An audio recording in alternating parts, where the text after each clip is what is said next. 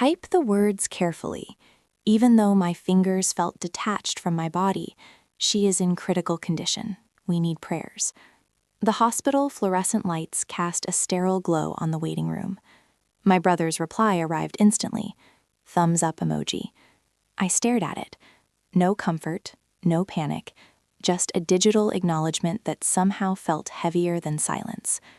I waited. People didn't come.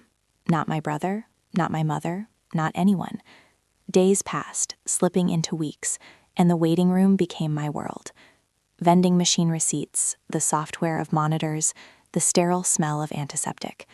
My daughter lay inside, fragile, tethered to machines, and I waited alone. Time blurred with memory. Childhood fragments, judgments I had carried my whole life. Brother praised for being practical, for being stable. Me always dramatic, always distant. I had over-explained myself for years, only to realize that the people I wanted to care already knew who they thought I was. ICU silence wasn't new. Was family history repeating itself? Then the phone vibrated. 83 missed calls. My mother's name flashed with urgency. This can't wait. For a moment, I imagined another tragedy layered on top of this one. I stepped outside, cold air biting my cheeks, before calling back. My mother's voice was calm, measured, almost procedural.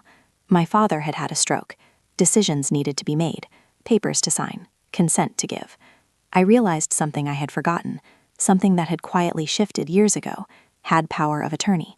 My brother could not sign. My name was the one they needed.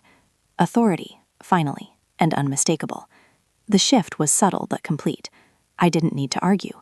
I didn't need to raise my voice. I asked for records, clarity, a brief pause to return to my daughter. The hospital confirmed it all. The family that had ignored my desperation now depended on me. When I arrived at my father's room, my brother avoided my gaze. He tried to explain the emoji. I thought it meant I saw it. I nodded. No argument. I signed the necessary documents, guided the doctors, chose rehabilitation over drastic intervention. Calmly, methodically. For the first time, no one could question my authority. Back at the ICU, the machines began to come off, slowly, one by one.